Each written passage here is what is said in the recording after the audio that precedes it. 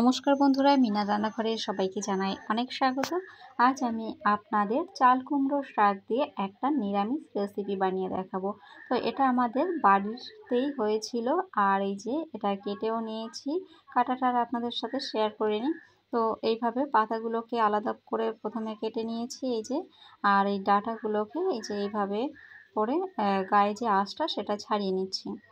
এখানে 1 চামচ সর্ষে নিয়েছি আর 1 চামচ পোস্ত, আর এখানটা নিচ্ছি 5টা কাঁচা লঙ্কা।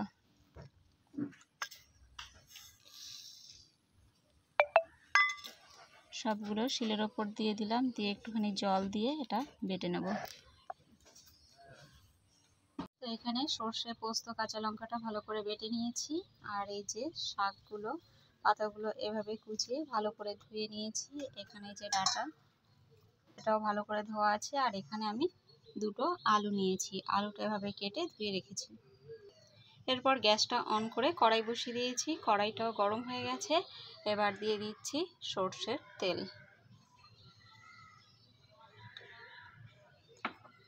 এখানে আপনারা ডালের বড়িটা ব্যবহার করতে পারেন, আমার কাছে আজকে ছিল না তাই আমি এটা দিইনি। ডালের বড়ি কিংবা এর সাথে বেগুনও অ্যাড করা যেতে পারে। তো সর্ষের তেল দেওয়ার পর এবার আমি ফোড়নের জন্য দিয়ে দিচ্ছি কালো জিরে।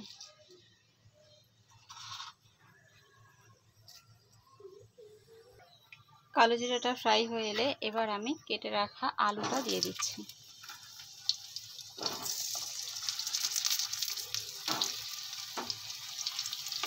ডালের বড়িটা দিলে ডালের বড়িটা আগেই ভেজে তুলে রাখতে হবে। ডালের বড়িটা আগে ভেজে তুলে রেখে তারপরে আলুটা ভাজতে হবে।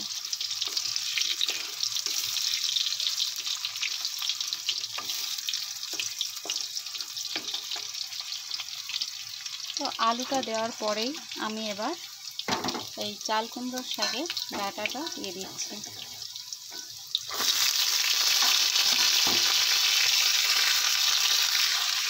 ডাঁটাগুলো দেওয়ার পরে এবার আমি স্বাদ মতো নুন আর হলুদ দিয়ে দেবো।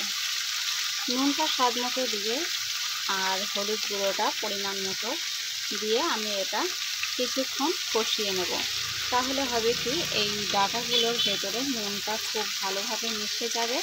আর ডাঁটাগুলো একটু আগে থেকে কষিয়ে নিলে তাহলে এর স্বাদটাও কিন্তু অনেকটা বেড়ে যায়। তাই আমি পাতাগুলোকে আলাদা করে রেখেছি আর ডাঁটাটা আলাদা করেছি।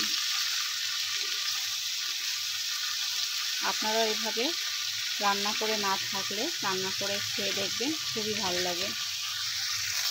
2 মিনিট মতো কষানোর পর এরপর আমি এই পাতাগুলো দিয়ে দিচ্ছি।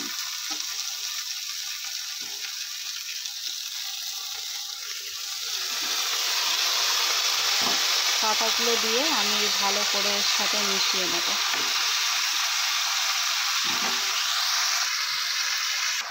তো পাতাগুলো দিয়ে দেওয়ার পর এবার একটা ঢাকনা দিয়ে ঢাকা দিয়ে আমি কিছুক্ষণ জাল করব। গ্যাসের ফ্লেমটা একটু বাড়িয়ে দিচ্ছি। তো 2 মিনিট মতো ঢাকা দিয়ে আমি একটু হাই ফ্লেমে জাল করেছি। আর তারপর ঢাকনাটা তুলে আর একটু নাড়াচাড়া করে নিচ্ছি। আর পাতাগুলো দেখুন একদম মিশিয়ে গেছে এর সাথে। তো এরপর আমি যে বেটে রেখেছিলাম সর্ষে আর পোস্ত, কাঁচা লঙ্কা, সেটা এর ভেতরে দিয়ে দিচ্ছি। আর বাটিটা ধুয়েও একটু এর ভেতরে জল দিয়ে দেবো।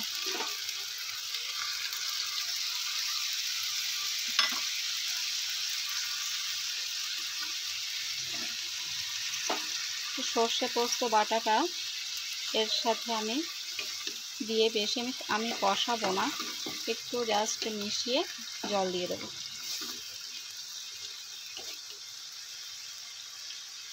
এরপর আমি পরিমাণ মতো জল দিয়ে দেবো।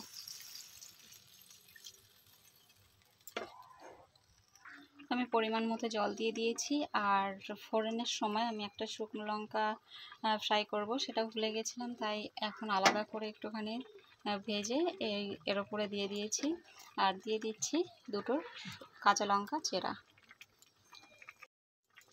কাঁচা লঙ্কা চেরা 2টো দিয়ে এবার আমি একটা ঢাকা দিয়ে ভালো করে এটা মিডিয়াম টু হাই ফ্লেমে জাল করে নেব।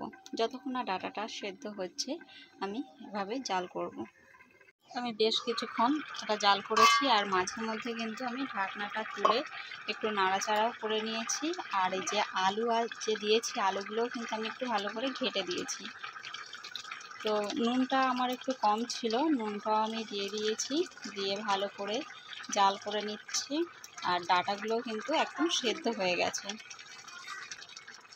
এবার ঝোলটা আপনারা কতটা রাখবেন সেটা আপনাদের পছন্দ অনুযায়ী, কিন্তু তবে এটা বেশি ঝোল ঝোল কিন্তু ভালো লাগে না, একটু শুকনো শুকনো মাখা মাখা গা মাখাই বেশি ভালো লাগে। আমি ঝোলটা আরেকটু শুকাবো, ঝোলটা আরেকটু টেনে গেলেই তারপর আমি এটা নামিয়ে নেব। তো দেখুন ঝোলটা অনেকটাই শুকিয়ে গেছে। আর আপনারা যারা চিনি খেতে ভালোবাসেন সবজিতে, তো তারা সামান্য একটু চিনি এখানে অ্যাড করতে পারেন, তো আমি এটা দিচ্ছি না। আর ডালের বড়ি দিয়ে যারা রান্না করবেন তারা এটা নামানোর 15 মিনিট আগে যে আমি যে জলটা দিলাম তার পরপরই আপনারা ডালের বড়িটা দিয়ে দিতে পারেন। তো দেখুন এটা একদম রেডি। এবার নামানোর পরে ঝোলটা আরও একটু শুকিয়ে যাবে, তো এরপর আমি এটা নামিয়ে নিচ্ছি।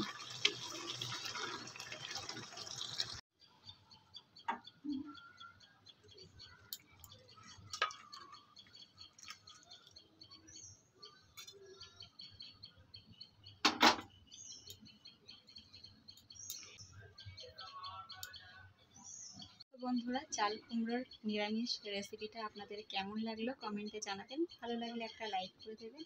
আর যারা চ্যানেলে নতুন তারা চ্যানেলটিকে সাবস্ক্রাইব করে পাশে থাকা বেল আইকনটি অন করে রাখবেন। তাহলে আজকের মতো ভিডিওটা এখানেই শেষ করছি, দেখা হবে পরের ভিডিওর সাথে। ততক্ষণ সবাই ভালো থাকবেন, সুস্থ থাকবেন, নমস্কার।